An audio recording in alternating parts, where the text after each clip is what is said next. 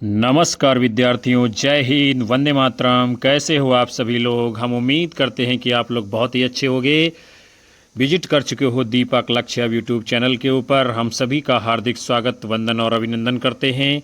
आपके लिए हम लेकर के उपस्थित हो चुके हैं UP TGT PGT GIC exam 2026 के लिए महत्वपूर्ण प्रश्नों के मॉडल पेपर को, जो आपके लिए आगामी KVS, NVS, DSSS, RPSC, BPSC और भारतवर्ष की सभी प्रतियोगी परीक्षाओं में महत्वपूर्ण साबित होगा।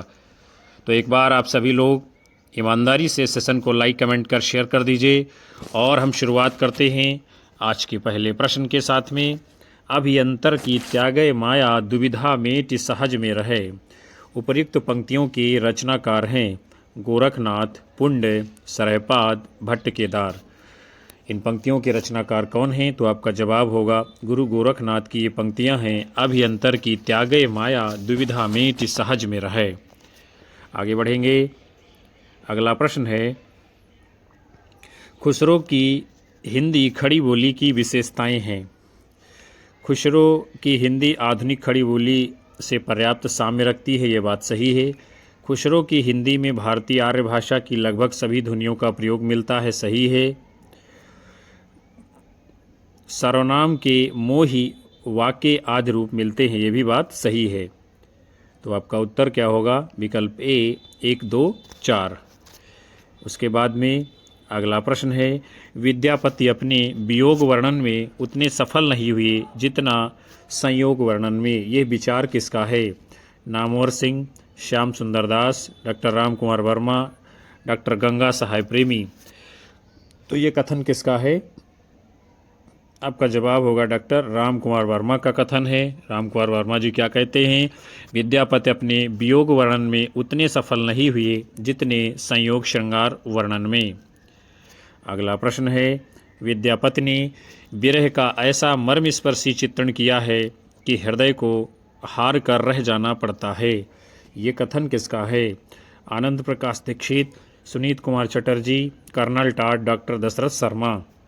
विद्यापति ने विरह का ऐसा मर्मस्पर्शी चित्रण किया है कि हृदय को हार कर रह जाना पड़ता है। ये कथन किसका है? डॉक्टर आनंद प्रकाश दीक्षित जी का। आगे बढ़ेंगे हम लोग। फिर अगला प्रश्न आपके सामने है, विद्यापति की काव्यगत विशेषताएं हैं। क्या विशेषताएं हैं? विद्यापति ने नायिका के वयः संधि का सौंदर्य का अद्भुत वर्णन किया है, ये बात बिल्कुल सही है। विद्यापति की पदावली में अर्थालंकारों की अपेक्षा शब्दालंकारों का प्रयोग कम मिलता है, ये भी बात क्या है? बिल्कुल सही है। तो आपका उत्तर क्या होगा इस प्रश्न के लिए? 1 और 2। आगे बढ़ेंगे। अगला प्रश्न है, विद्यापति की पदावली में मुख्य विषय है। देखते हैं हम लोग क्या विषय है विद्यापति की पदावली में। तो वयः संधि है, नक्षिक वर्णन है और अभिसार है। ये क्या है? तीनों बातें इसमें हैं। वयः संधि है, नक्षिक वर्णन, अभिसार है। आपका उत्तर क्या होगा? विकल्प ए 1, 2 और 4। ये आपका सही जवाब होगा। आगे बढ़ेंगे हम लोग। फिर अगला प्रश्न है, पृथ्वीराज रासो के संदर्भ में यह कथन किसका है? भाषा की कसौटी पर यदि ग्रंथ को कसते हैं तो और भी निराश होना पड़ता है, क्योंकि वह बिल्कुल बेठिकाने है। विष्णुलाल पांड्या, मिश्र बंधु, कर्नल टाड, आचार्य रामचंद्र शुक्ल। तो ये कथन किसका है? आचार्य रामचंद्र शुक्ल जी का है।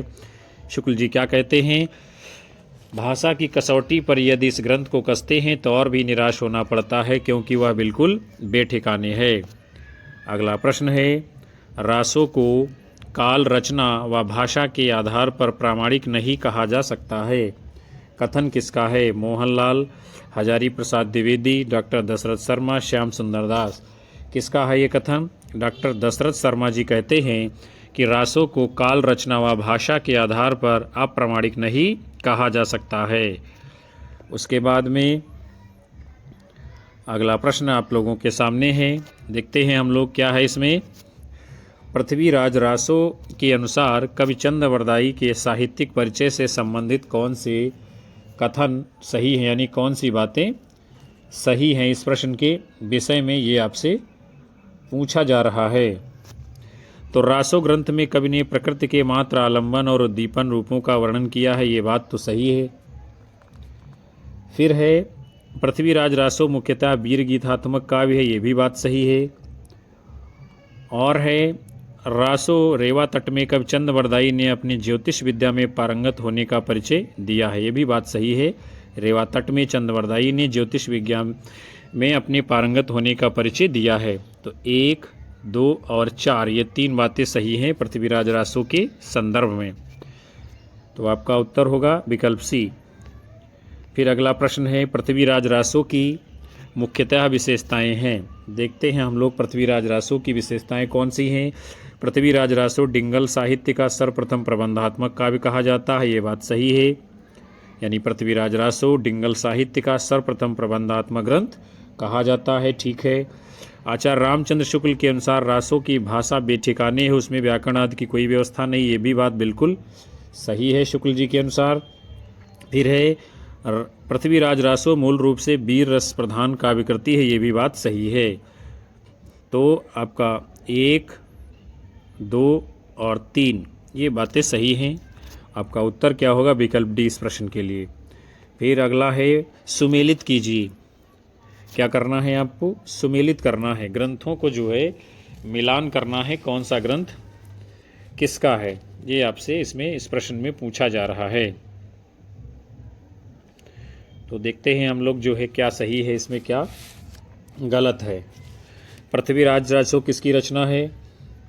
तो ये चंदवरदाई की है। पृथ्वीराज विजय रचना किसकी है? तो ये जयानक की है। हमीर रासो किसकी है? हमीर रासो। तो हमीर रासो ये ग्रंथ जो है महेश कवि का है। और सुरजन चरित्र ये रचना किसकी है? तो कवि चंद्रशेखर जी की है सुरजन चरित्र। हमीर रासो आपको ये याद रखना है किसकी है? महेश कवि की। और सुरजन चरित्र किसकी है? कवि चंद्रशेखर की। और बाकी आप जानते हैं पहले से। तो ये मिलान आपका हुआ, कूट के रूप में विकल्प भी आगे आपका उत्तर होगा। फिर अगला प्रश्न आप सभी के सामने है। पृथ्वीराज रासो को जो है सुमेलित करना है, यानी किसने क्या माना है पृथ्वीराज रासो को? तो पूर्णतः अप्रामाणिक किसने माना है पृथ्वीराज रासो को? पूर्णतः अप्रामाणिक किसने माना है? डॉक्टर राम कुमार वर्मा ने इसको पूर्णतः अप्रामाणिक माना है। फिर पूर्णतः प्रामाणिक किसने माना है? श्याम सुंदर दास ने पृथ्वीराज रासो को पूर्णतः प्रामाणिक माना है। मात्र फुटकर रचना किसने माना है? नरोत्तम स्वामी ने पृथ्वीराज रासो को मात्र फुटकर रचना माना है। और क्या है? प्रामाणिक और रासो अप्राप्य है, ऐसा कौन मानते हैं? तो ऐसा मानते हैं आपके दशरथ शर्मा जी। क्या मानते हैं? कि ये प्रामाणिक है लेकिन अप्राप्य है। तो ये आपका सही मिलान हो गया है और कूट के रूप में आगे विकल्प आपका उत्तर होगा। फिर उसके बाद में अगला प्रश्न आपके सामने है। सिद्धों और योगियों की रचनाओं का जीवन की स्वाभाविक अनुभूतियों और दिशाओं से कोई संबंध नहीं है, अतः वे साहित्य के अंतर्गत नहीं आती हैं। विचार किसका है? मुनिजिन विजय, धीरेन्द्र वर्मा, हजारी प्रसाद द्विवेदी, रामचंद्र शुक्ल। तो किसका कथन है ये? रामचंद्र शुक्ल जी है। रामचंद्र शुक्ल जी क्या कहते हैं? सिद्धों और योगियों की रचनाओं का जीवन की स्वाभाविक अनुभूतियों और दशाओं से कोई संबंध नहीं है, अतः वे साहित्य के अंतर्गत नहीं आती हैं। शुक्ल जी का ऐसा मानना है। उसके बाद में अगला प्रश्न है। निम्नलिखित पंक्तियों को जो है कवियों के साथ में आपको सुमेलित करना है, कौन सी पंक्ति किसकी है? तो पंडी साल सत्त बखाणे, ये पंक्ति किसकी है? ये सरहपा की है, पंडित साल सत्त बखाणे। फिर है 9 लाख पातर आगे नाचे, ये किसकी पंक्ति है? गोरखनाथ की है। 12 बरस लय कुकर जीवे और 13 लय जिये सियार, ये पंक्ति किसकी है? तो ये जगनिक की परमाल रासो से है। फिर बज्जी घोर निशान रान चौहान चहुदिस, ये पंक्ति किस रचना से ली गई है? तो ये आपकी पंक्ति है चंदवरदाई से। तो ये आपका सही मिलान हो गया है और कूट के रूप में आपका विकल्प डी आगे उत्तर होगा। अगला प्रश्न आप सभी के सामने है। सिद्ध साहित्य के अंतर्गत 84 सिद्धों की वे रचनाएं आती हैं जो, कौन सी रचनाएं आती हैं 84 सिद्धों में? तो जो तत्कालीन लोक भाषा हिंदी में लिखी गई रचनाएं हैं वही क्या सिद्ध साहित्य के अंतर्गत 84 सिद्धों में आती हैं। अगला प्रश्न है, निम्नलिखित पंक्तियों को उनके रचयिताओं के साथ में आपको मिलान करना है। देखते हैं हम लोग। सबसे पहले, नगर बाहिरे डोंबी तोहर कुड़िया छाए, ये पंक्ति किसकी है? कण्हप्पा की है। नगर बाहिरे डोंबी तोहर कुड़िया छाए। फिर है काया तरवर पंच विड़ाल, ये पंक्ति किसकी है? लुइपा की है। काया तरवर पंच विड़ाल। उसके बाद में है कड़ुआ बोले न बोलिस नारी, ये पंक्ति किसकी है? कड़ुआ बोल न बोलिस नारी। तो ये पंक्ति है आपके नरपत नाल की, कड़ुआ बोल न बोलिस नारी। फिर है मोरा जोवना नवेलरा भयो है गुलाल, ये पंक्ति किसकी है? अमीर खुसरो की है। तो ये आपका सही मिलान हो गया है और कूट के रूप में विकल्प पे आपका जवाब होगा। फिर अगला प्रश्न है, आदिकालीन काव्य ग्रंथों में कथा कहने की परंपरा को लक्ष्य करके पृथ्वीराज रासो के संदर्भ में ये किसने लिखा है कि कथा की परीक्षा इतिहास की दृष्टि से नहीं, काव्य की दृष्टि से होनी चाहिए। पुरानी कथाएं काव्य ही अधिक हैं, इतिहास वे एकदम नहीं। मुनि जिन विजय, राहुल सांकृत्यायन, हजारी प्रसाद द्विवेदी, विश्वनाथ प्रसाद मिश्र। किसका कथन है ये? तो ये कथन है हजारी प्रसाद द्विवेदी जी का। क्या कहते हैं कि पृथ्वीराज रासो के संदर्भ में कथा की परीक्षा इतिहास की दृष्टि से नहीं, काव्य की दृष्टि से होनी चाहिए। पुरानी कथाएं काव्य ही अधिक हैं, इतिहास वे एकदम नहीं। ये बात हजारी प्रसाद द्विवेदी जी कहते हैं। अगला प्रश्न है, आचार्य हजारी प्रसाद द्विवेदी के अनुसार 14वीं 15वीं शताब्दी के हिंदुओं, मुसलमानों, सामंतों, शहरों, सेना के सिपाहियों और लड़ाइयों का जीवंत और यथार्थ वर्णन किस कृति में हुआ है? हमीर काव्य, कीर्ति कौमुदी, कीर्ति पताका, कीर्ति लता। तो आचार्य हजारी प्रसाद द्विवेदी के अनुसार 14वीं 15वीं शताब्दी के हिंदुओं, मुसलमानों, सामंतों, शहरों, सेना के सिपाहियों और लड़ाइयों का जीवंत और यथार्थ वर्णन किस कृति में हुआ है? कीर्ति लता में हुआ है। ऐसा आगे बढ़ेंगे हम लोग। अगला प्रश्न है, निम्नलिखित लेखकों को उनकी रचनाओं के साथ में आपको सुमेलित करना है, बताना है किसकी रचना कौन सी है। तो सबसे पहले विजय सेन सूरी की रचना कौन सी है? रेवंत गिरिरास है। फिर नरपति नाल की रचना कौन सी है? तो नरपति नाल की बीसल देव रासो है। फिर शालिभद्र सूर की रचना कौन सी है? भरतेश्वर बाहुली रास है। और आशोक कवि की रचना कौन सी है? चंदनमाला रास है। तो ये रहा आपका सही मिलान और कूट के रूप में विकल्प भी आपका जवाब है। फिर अगला प्रश्न है, सिद्धों में प्रचलित महामुद्रा का अभिप्राय क्या है? सिद्धों में प्रचलित जो महामुद्रा शब्द आया है उसका अभिप्राय यानी कि अर्थ क्या है, वो आपसे पूछा जा रहा है। तो ये है सिद्धि प्राप्ति है तो स्त्री संसर्ग, यानी इन्होंने जो है सिद्धि की प्राप्ति के लिए स्त्रियों का संसर्ग आवश्यक माना था, यही अर्थ है महामुद्रा का। उसके बाद में अगला प्रश्न है, रचना काल के अनुसार निम्नलिखित रचनाओं को सही अनुक्रम में आपको लगाना है। महत्वपूर्ण प्रश्न ये सारे हैं, पूछे गए हैं परीक्षा में बार बार। तो आपका इस प्रश्न के लिए जवाब क्या होगा? विकल्प बी, यानी पहले उक्ति व्यक्ति प्रकरण, फिर वर्ण रत्नाकर, फिर कोलयमाला कथा, उसके बाद में राउलवेल रचना आएगी कालक्रम में। आगे बढ़ेंगे। आपका अगला प्रश्न है, पुरुष परीक्षा किस कवि की रचना है? ज्योतिरीश्वर ठाकुर, गोरखनाथ, विद्यापति, आचार्य देवसेन। पुरुष परीक्षा किसकी रचना है? विद्यापति जी की, आप सभी लोगों को पता है। उसके बाद में अगला प्रश्न है, निम्नलिखित में से कौन सा विद्वान पृथ्वीराज रासो को सर्वथा अप्रामाणिक ग्रंथ मानने वालों में शामिल नहीं है? तो रामचंद्र शुक्ल, गौरीशंकर हीराचंद ओझा, डॉक्टर बूलर, ये लोग पृथ्वीराज रासो को सर्वथा अप्रामाणिक ग्रंथ मानते हैं, लेकिन विष्णुलाल पांड्या ये जो है अप्रामाणिक ग्रंथ इसको नहीं मानते हैं। अगला प्रश्न आपके सामने है, मेरा जोबना नवेल रा भयो है गुलाल, कैसे घर धीनी बकस मोरी माल। ये काव्य पंक्तियाँ किसकी हैं? धर्मदास, अमीर खुसरो, दरिया साहब, यारी साहब। तो मोरा जो बना नवेल रा भयो है गुलाल, कैसे घर दीनी बकस मोरी माल, ये पंक्तियाँ हैं अमीर खुसरो जी की। उसके बाद में अगला प्रश्न है आपके सामने, रामवृक्ष बेनीपुरी के अनुसार लेखन काल की दृष्टि से विद्यापति की रचनाओं का सही क्रम है। रचनाएं आप सभी के सामने हैं, बताना है इनकी रचनाओं का सही क्रम क्या होगा। रामवृक्ष बेनीपुरी जी के अनुसार तो आपका उत्तर क्या होगा? विकल्प ए, यानी पहले कीर्तिलता, फिर भू परिक्रमा, फिर पुरुष परीक्षा, फिर कीर्तिलता रचना आएगी। आगे बढ़ेंगे। आपका अगला प्रश्न है, आगम्बेय पुराणे पंडित मान बहंती पक्क श्रीफल अलिय जिम बाहेरति भ्रमयंती। ये काव्य पंक्तियाँ किसकी हैं? सरैपा, कढ़ैपा, डोमिपा, कुक्करिपा। किसकी काव्य पंक्ति है ये? तो ये कढ़ैपा की है। किसकी? कढ़ैपा की। कढ़ैपा जी क्या कहते हैं? आगम्बेय पुराणे पंडिय मान वहंती पक्क श्रीफल अलिय जिम बाहेरति भ्रमयंती। उसके बाद में अगला प्रश्न है, रचना काल की दृष्टि से निम्नलिखित कवियों को क्रम से लगाना है। कवि आप लोगों के सामने हैं, कौन सा पहले कवि आएगा, कौन सा बाद में आएगा, ये आपको बताना है।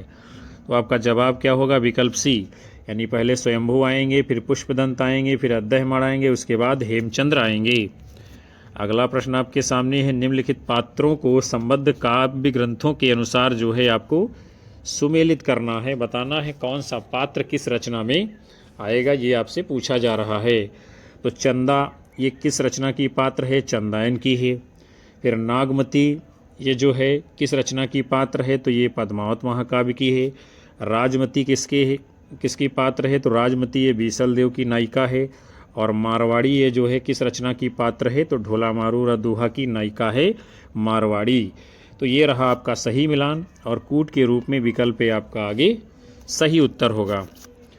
उसके बाद में अगला प्रश्न है, डिंगल कवियों की वीर गाथाएँ, निर्गुणिया संतों की वाणियाँ, कृष्ण भक्त या रागानुगा भक्ति मार्ग के साधकों के पद, राम भक्त या वैधी भक्ति मार्ग के उपासकों की कविताएं, सूफी साधना से पुष्ट मुसलमान कवियों के तथा ऐतिहासिक हिंदू कवियों के रोमांस और रीति काव्य, ये छहों धाराएं अपभ्रंश कविता का स्वाभाविक विकास है। ये कथन किसका है? रामचंद्र शुक्ल, हजारी प्रसाद द्विवेदी, रामविलास शर्मा और राहुल सांकृत्यायन। बहुत ही शानदार प्रश्न आपके सामने है। तो आपका सही जवाब क्या होगा इस प्रश्न के लिए? आचार्य हजारी प्रसाद द्विवेदी का ये कथन है। क्या कहते हैं द्विवेदी जी? कि डिंगल कवियों की वीर गाथाएं, निर्गुणिया संतों की वाणियाँ, कृष्ण भक्त या रागानुगा भक्ति मार्ग के साधकों के पद, राम भक्त या वैधी भक्ति मार्ग के उपासकों की कविताएं, सूफी साधना से पुष्ट मुसलमान कवियों की तथा ऐतिहासिक हिंदू कवियों के रोमांस और रीति काव्य, ये छहों धाराएं अपभ्रंश कविता का स्वाभाविक विकास हैं। उसके बाद में अगला प्रश्न आप सभी के सामने है, दोहा मूलतः किस भाषा का छंद है? ये आपको बताना है। प्राकृत, अपभ्रंश, हिंदी, संस्कृत। तो दोहा मूलतः जो है ये किस भाषा का छंद है? तो दोहा ये जो है मूल रूप से अपभ्रंश भाषा का छंद है। अगला प्रश्न है आपके सामने, संदेशणों सविरत्थों हौं कहाड़ा समत्थ भणपिय इक्कति विलय डई बेबी समाड़ा हथ। उपयुक्त दोहा किसका है? नरपति नाल, हेमचंद्र, अब्दुल रहमान सारंगधर। तो ये दोहा किसका है? अब्दुल रहमान का दोहा है। किसका? अब्दुल रहमान का है। संदेशणों सविरत्थौ हौं कहाड़ा असमत्थ भण पिय इक्कति विलय डई बेबी समाड़ा हथ। अब्दुल रहमान जी लिखते हैं। उसके बाद में अगला प्रश्न आपके सामने है, रचना काल की दृष्टि से निम्नलिखित कृतियों को जो है सही अनुक्रम में आपको लगाना है। रचनाएं आप लोगों के सामने हैं, बताना है कौन सी रचना पहले आएगी, कौन सी बाद में आएगी। तो आपका जवाब क्या होगा? विकल्प ए, यानी कि पहले दोहा कोश आएगी, फिर श्रावकाचार आएगी, फिर संदेश रासक, उसके बाद में कीर्तलता रचना आएगी। अगला प्रश्न आपके सामने है, निम्नलिखित रचनाओं को उनके रचनाकारों के साथ में आपको सुमेलित करना है, बताना है कौन सी रचना किसकी है। तो कुमारपाल प्रतिबोध, ये रचना किसकी है? कुमारपाल प्रतिबोध। तो ये है सोमप्रभ सूर्य की। फिर है प्रबंध चिंतामणि, ये रचना किसकी है? प्रबंध चिंतामणि जैनाचार्य मेरुतुंग की। फिर है कुमारपाल चरित, ये रचना किसकी है? हेमचंद्र की है। फिर हमीर रासो, ये रचना किसकी है? तो हमीर रासो रचना है आपके शारंगधर जी की। तो ये रहा आपका सही मिलान और कूट के रूप में विकल्प आपका उत्तर होगा। उसके बाद में अगला प्रश्न है, बालचंद बिजावय भाषा दुह नहीं लग गई दुज्जन हासा। ये काव्य पंक्तियाँ किसकी हैं? स्वयंभू, नरपति नाल, विद्यापति, मधुकर कवि। किसकी काव्य पंक्तियाँ हैं?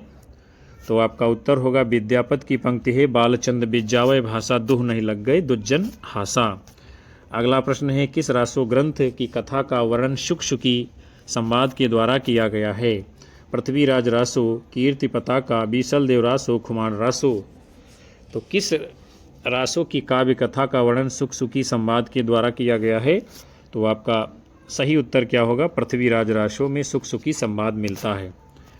अगला प्रश्न है, हजारी प्रसाद द्विवेदी के अनुसार घत्ता शब्द का व्यवहार मूलतः किस अर्थ में होता रहा है? छंद के रूप में, छंद के एक अंश के रूप में, छेदन के अर्थ में, कड़वक के रूप में। तो आचार्य हजारी प्रसाद द्विवेदी के अनुसार घत्ता शब्द का व्यवहार मूलतः जो है छेदन के अर्थ में होता रहा है, प्रयोग होता रहा है। आगे बढ़ेंगे हम सभी। अगला प्रश्न आपके सामने है, निम्नलिखित रचनाओं को उनके रचनाकारों के साथ में आपको सुमेलित करना है। बताना है आपको कौन सी रचना किसकी है। तो राठौड़ारी ख्यात, ये रचना किसकी है? राठौड़ारी ख्यात ये दयाल दास की है। फिर विराट पुराण ये रचना किसकी है? तो विराट पुराण रचना ये आपके गोरखनाथ की है। फिर पुष्पदंत यानी पुष्पदंत की रचना कौन सी है? तो इनकी उत्तर पुराण है। फिर जिनदत्त सूर की रचना कौन सी है? उपदेश रसायन रास। तो ये आपका सही मिलान हो गया है और कूट के रूप में आपका विकल्प भी उत्तर होगा। आगे बढ़ेंगे। अगला प्रश्न है, महापंडित राहुल सांकृत्यायन ने इनमें से किस कवि को हिंदी का पहला कवि माना है?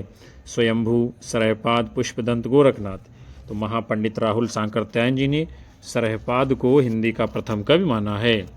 अगला प्रश्न है, संदेशणो सविरत्थो पई मई कहाणु न जाए, जो कालांगुल मूंदड़ो सो बाहड़ी समाए। ये काव्य पंक्तियाँ किसकी हैं? विमल सूर्य, अद्दहमाण, हेमचंद्र, दामोदर भट्ट। तो ये पंक्तियाँ किसकी हैं? अद्दहमाण यानी अब्दुल रहमान जी की। अब्दुल रहमान जी क्या लिखते हैं? संदेशणो सविरत्थो पई मई कहाणु न जाए, जो कालांगुल मूंदड़ो सो बाहड़ी समाए। अगला प्रश्न है, कबीर की अपेक्षा खुसरो का ध्यान बोलचाल की भाषा की ओर अधिक था। कथन किसका है? जॉर्ज ग्रियर्सन, मिश्र बंधु, हजारी प्रसाद द्विवेदी, रामचंद्र शुक्ल। कबीर की अपेक्षा खुसरो का ध्यान बोलचाल की भाषा की ओर अधिक था। ये कथन है आचार्य रामचंद्र शुक्ल जी का। अगला प्रश्न है, प्रकाशन वर्ष के अनुसार निम्नलिखित रचनाओं को सही अनुक्रम में आपको लगाना है। रचनाएं आप सभी के सामने हैं, बताना है आपको। तो आपका जवाब क्या होगा? विकल्प डी, यानी पहले श्रावकाचार आएगी, फिर भरतेश्वर बाहुबली रास, फिर चंदनवाला रास, उसके बाद में रेवंत गिरि रास रचना आएगी अपने प्रकाशन क्रम में। अगला प्रश्न है, निम्नलिखित रचनाओं को उनके रचनाकारों के साथ आपको सुमेलित करना है। बताना है कौन सी रचना किसकी है। रचनाएं आपके सामने हैं और कवि आपके सामने हैं। तो जयमंग जस चंद्रिका रचना किसकी है? मधुकर कवि की। पृथ्वीराज रासो चंद्रवरदाई की है। श्रावकाचार देवसेन की है। और नेमिनाथ राशि रचना सुमतिगण की है। आपका सही मिलान हो गया और कूट के रूप में विकल्प भी आपका उत्तर होगा। अगला प्रश्न आप सभी के सामने है, पंडी साल सत्य बखाणे देहें बुद्धि बसंत न जाने। ये पंक्ति किसकी है? सरहपा, कड़हपा, शबरीपा, नागार्जुन। तो ये महत्वपूर्ण और प्रसिद्ध पंक्ति किसकी है? सरहपा जी की। सरहपा जी लिखते हैं, पंडी साल सत्य बखाणे देहें बुद्धि बसंत न जाने। अगला प्रश्न है, आध्यात्मिक रंग के चश्मे आजकल बहुत सस्ते हो गए हैं। आचार्य शुक्ल का ये कथन है, किस कवि के विषय में है? बिहारी, विद्यापति, मतिराम, भिखारीदास। तो ये कथन है विद्यापति के विषय में शुक्ल जी का। क्या लिखते हैं शुक्ल जी? आध्यात्मिक रंग के चश्मे आजकल बहुत सस्ते हो गए हैं। उसके बाद में अगला प्रश्न है, मैथिली हिंदी में रचित गद्य की पहली पुस्तक है। उक्त व्यक्ति प्रकरण, वर्ण रत्नाकर, राउलवेल, बसंत विलास। मैथिली हिंदी में रचित गद्य की पहली पुस्तक कौन सी मानी जाती है? वर्ण रत्नाकर। अगला प्रश्न है, राजमती इनमें से किस काव्यकृत की नायिका है? कीर्ति पताका, आल्हा खंड, बीसल देवरासो, रणमल्ल छंद। तो राजमती ये जो है ये नायिका है आपकी बीसल देव रासो काव्य की। उसके बाद में अगला प्रश्न है, पुष्पदंत की प्रबंध रचना इनमें से कौन सी है? रिठड़ेमचर्यु, अड़य कुमार चर्यु, पौमचर्यु, भविष्यत कहा। पुष्पदंत की प्रबंध रचना पूछा जा रहा है, कौन सी है? तो प्रबंधात्मक रचना है अड़य कुमार चर्यु जो कि पुष्पदंत की है। अगला प्रश्न है, ब्रह्मणे ही म जाड़ंत ही भेव, एवई पड़ियो ये चु बेव, मट्टी पाणी कुश लह पढ़ंत, घर ही बैसी अज्ञ हुड़ंत। ये काव्य पंक्तियाँ किसकी हैं? गोरखनाथ, सरहपार, रैदास, कबीरदास। तो ये पंक्ति है किसकी? आपके सरहपा जी की। किसकी है? सरहपा जी। सरहपा जी क्या लिखते हैं? ब्रह्मणे ही म जानंत ही भेव एवं पड़ियव एचु बेव मट्टी पाड़ी कुश लह पढ़ंत घर ही बैसी अग्नि हुड़ंत। उसके बाद में अगला प्रश्न है, जन्म अवधि हम रूप निहारल नयन थिरपत भेल। काव्य पंक्तियाँ किसकी हैं? विद्यापत, हित, हरिवंश, रसखान, मीराबाई। किसकी पंक्ति है? तो ये पंक्ति है विद्यापत की। क्या लिखते हैं विद्यापत जी? जन्म अवधि हम रूप निहारल नयन तिरपित भेल। आगे बढ़ेंगे हम लोग। अगला प्रश्न आपके सामने है, षड भाषा पुराणम च कुराणम कथितम मया। भाषा के संबंध में ये पंक्ति किस कवि की है? जगनिक, नरपतिनाल, चंदवरदाई, अब्दुल रहमान। तो ये पंक्ति है आपके चंदवरदाई की, जो कि पृथ्वीराज रासो महाकाव्य में है। षड भाषा पुराणम चे कुरानम कथितम मया। अगला प्रश्न है, कुवलय माला कथा के रचनाकार हैं रोड़ा कवि, उद्योतन सूर्य, दामोदर शर्मा, ज्योतिरीश्वर ठाकुर। कुवलय माला कथा ये रचना किसकी है? उद्योतन सूर्य जी की। अगला प्रश्न है, 8वीं शताब्दी के कवि नहीं हैं। कौन नहीं हैं? देखते हैं हम लोग। सरहपा, हेमचंद्र, शबरपा, स्वयंभू। इनमें से 8वीं शताब्दी के कवि कौन नहीं हैं? तो आपका उत्तर होगा हेमचंद्र जी। और बाकी सरहपा, शबरपा, स्वयंभू ये लोग 8वीं शताब्दी के हैं। हेमचंद्र लगभग 11वीं शताब्दी के हैं। अगला प्रश्न है, उक्त व्यक्ति प्रकरण ग्रंथ का विषय है पुराण, प्रेम का, भक्ति का, व्याकरण।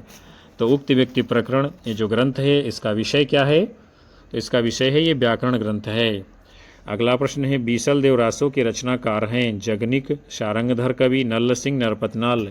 बीसल देव रासो ये रचना किसकी है? नरपति नाल जी की रचना है बीसल देव रासो। फिर अगला प्रश्न है, अद्दहमाण की रचना है प्राकृत पैंगलम, संदेश रासक, जयचंद्र प्रकाश प्रबंध चिंतामणि। अद्दहमाण की यानी अब्दुल रहमान की रचना कौन सी है? संदेश रासक। इसको संदेश काव्य भी कहा जाता है। उसके बाद में अगला प्रश्न है, मैथिली की प्राचीनतम उपलब्ध ग्रंथ है। मैथिली का प्राचीनतम उपलब्ध ग्रंथ है वर्ण रत्नाकर, कीर्तिलता, चर्यापद, ज्ञानेश्वरी। क्या है आपको बताना है। मैथिली का प्रचित जो यानी मैथिली का प्राचीनतम उपलब्ध ग्रंथ कौन सा है? तो आपका उत्तर क्या होगा? वर्ण रत्नाकर, जो कि ज्योतिरीश्वर ठाकुर की रचना है।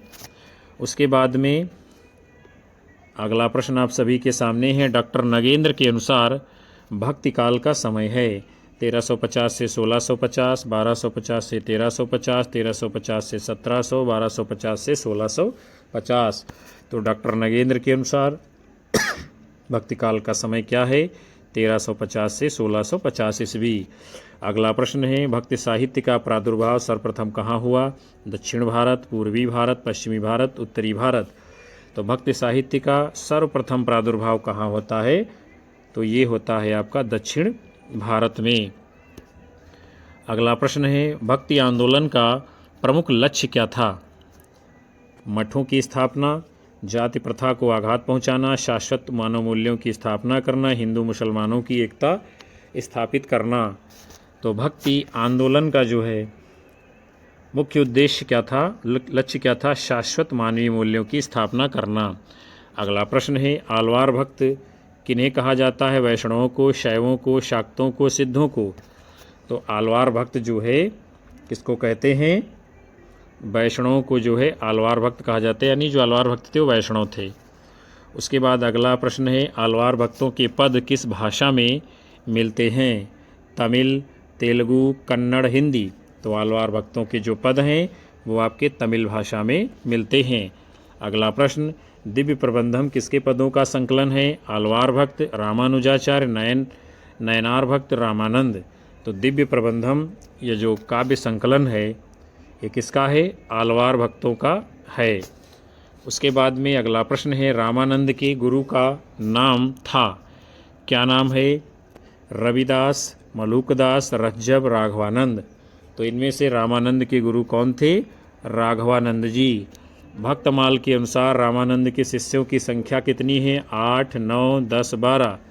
तो भक्तमाल के अनुसार रामानंद के शिष्यों की संख्या कितनी है? 12 मानी गई है। कितनी? 12 मानी गई है। अगला प्रश्न है, निम्न में से कौन एक रामानंद के शिष्य हैं? कबीरदास, चतुर्भुजदास, सूरदास, तुलसीदास। तो इनमें से रामानंद के शिष्य कौन हैं? कबीरदास जी। अगला प्रश्न है, रामावत संप्रदाय का प्रवर्तन किसने किया है? रामानंद, श्री रामानुजाचार्य, मध्वाचार्य, श्री विष्णु स्वामी। तो रामावत संप्रदाय का प्रवर्तन किसने किया है? रामानंद जी ने। अगला प्रश्न है, श्री संप्रदाय की स्थापना किसने की है? रामानुजाचार्य, मध्वाचार्य, विष्णु स्वामी, निम्बार्काचार्य। तो श्री संप्रदाय की स्थापना किसने की है? रामानुजाचार्य जी ने। अगला प्रश्न है, शुद्धाद्वैतवाद के प्रतिपादक हैं वल्लभाचार्य, मध्वाचार्य, निम्बार्काचार्य, विष्णु स्वामी। शुद्धाद्वैतवाद के प्रतिपादक इनमें से कौन हैं? तो विष्णु स्वामी जी हैं शुद्धाद्वैतवाद के प्रतिपादक। अगला प्रश्न है, द्वैताद्वैतवाद के प्रवर्तक आचार्य का नाम क्या है? निम्बार्काचार्य, विष्णु स्वामी, मध्वाचार्य, वल्लभाचार्य। द्वैताद्वैतवाद के प्रवर्तक इनमें से कौन है? निम्बार्काचार्य जी। अगला प्रश्न है, अद्वैत वेदांत के प्रचारक हैं शंकराचार्य, रामानुजाचार्य, गौतम बुद्ध, महावीर। तो अद्वैत वेदांत के प्रचारक इनमें से कौन हैं? आचार्य शंकराचार्य जी। उसके बाद में अगला प्रश्न आपके सामने है, सनकादिक संप्रदाय का प्रवर्तन किसने किया है? वल्लभाचार्य, विष्णु स्वामी, मध्वाचार्य, निम्बार्काचार्य। सनकादिक संप्रदाय के प्रवर्तक कौन हैं?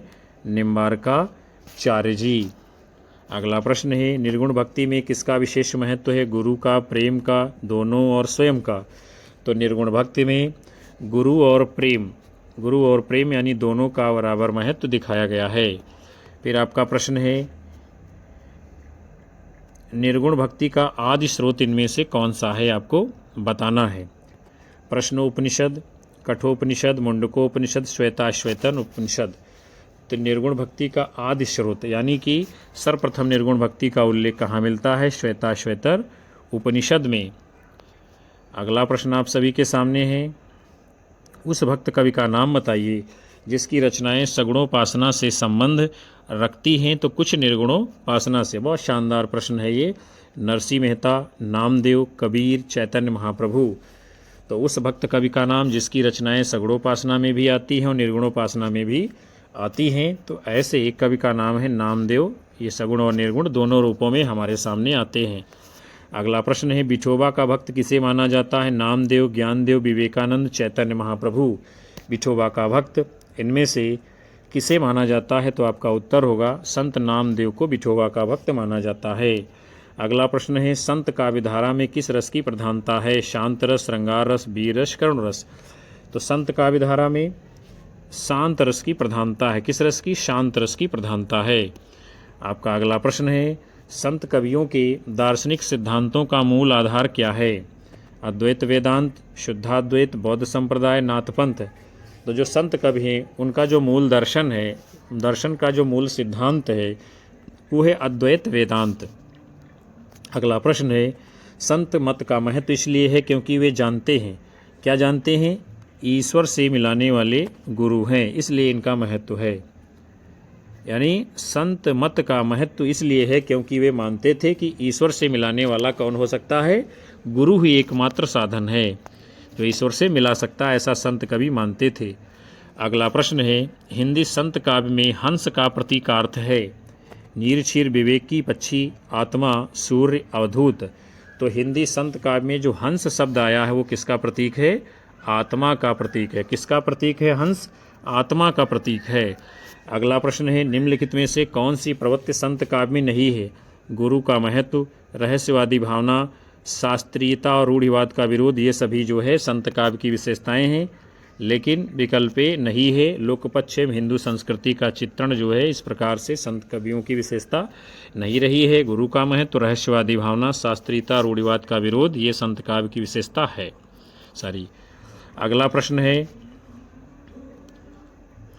कबीर का जीवन व्रत असंदिग्ध है, उनके जीवन के विषय में कोई स्पष्ट मत नहीं है, लेकिन इतिहासकारों ने उन्हें किस सुल्तान के समकालीन माना है? अलाउद्दीन खिलजी, इब्राहिम लोदी, सिकंदर लोदी, औरंगजेब। तो कबीरदास का जीवन व्रत असंदिग्ध है, उनके जीवन के विषय में कोई स्पष्ट मत नहीं मिलता है, लेकिन इतिहासकारों ने कबीरदास को जो है सिकंदर लोदी के समकालीन माना है। अगला प्रश्न है, कबीर ग्रंथावली नामक पुस्तक का रचना किसने की है? बाबू श्याम सुंदर दास, हजारी प्रसाद द्विवेदी, आचार्य रामचंद्र शुक्ल, महावीर प्रसाद द्विवेदी। तो कबीर ग्रंथावली ये जो पुस्तक है, इसका संकलन और संपादन करने का कार्य जो है किसने किया था? बाबू श्याम सुंदर दास जी ने। उसके बाद में अगला प्रश्न आपके सामने है, असत्य कथन को चयन कीजिए। असत्य को बताना है आपको। देखते हैं हम लोग। कबीर ज्ञान मार्गी शाखा के कवि थे, ये बात तो बिल्कुल सही है, कबीर ज्ञान मार्गी शाखा के कवि थे। कबीर का रहस्यवाद साधनात्मक भावनात्मक दोनों कोटियों का, ये भी बात बिल्कुल सही है। कबीर का जो रहस्यवाद है साधनात्मक भी है भावनात्मक भी है। फिर है साधनात्मक रहस्यवाद हठ योगियों से प्रभावित है, ये भी बात सही है। अर्थात जो कबीर का साधनात्मक रहस्यवाद है वो किससे प्रभावित है? हठ योगियों से, ये बात बिल्कुल सही है। गलत क्या है? कबीर के राम दशरथ के पुत्र थे, ये बात गलत है, यही बात गलत है। कबीर के राम दशरथ के पुत्र नहीं थे, बल्कि वो निर्गुण राम थे, गुणातीत राम थे जो है, इसलिए ये गलत है। तो प्यारे विद्यार्थियों, आज के इस खूबसूरत सेशन को हम यहीं पर विराम दे रहे हैं, जिसके अंतर्गत आप सभी लोगों ने बहुत ही महत्वपूर्ण प्रश्नों की श्रृंखला को देखा जाना समझा, जो आपकी आने वाली भारत की आगामी सभी प्रतियोगी परीक्षाओं में महत्वपूर्ण साबित होंगे ये प्रश्न। हम उम्मीद करते हैं कि ये सेशन आप लोगों को पसंद आया होगा।